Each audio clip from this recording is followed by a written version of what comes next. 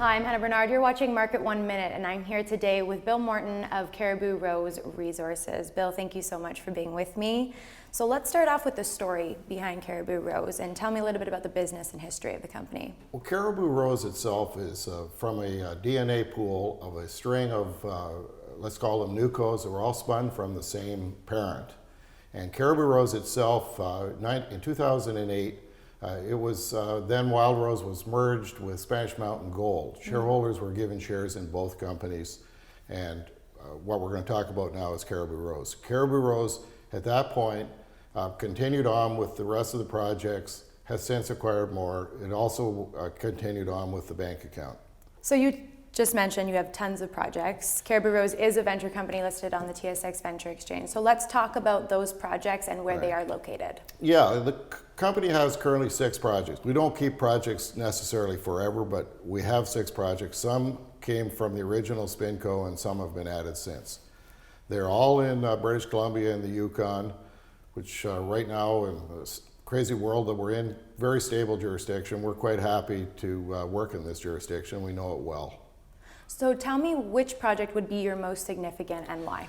Well, the most significant one definitely right now is Canadian Creek in the Yukon, and that's a consequence of what's been happening in the Yukon in general, specifically what's happened with Goldcorp this summer, taking out Kaminak Gold in a $520 million transaction. We share a 12-kilometer boundary with that project, where we also share a 6-kilometer boundary with Western Copper and Gold, which is another very serious project in the Yukon. We're in constant communication with management of both of those companies, but it's a great place to be working currently. So tell me your immediate plans for Canadian Creek then.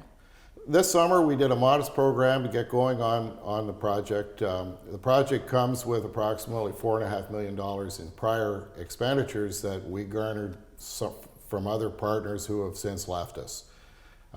So this year's program, we started off evaluating a $1.5 million program completed 3 years ago.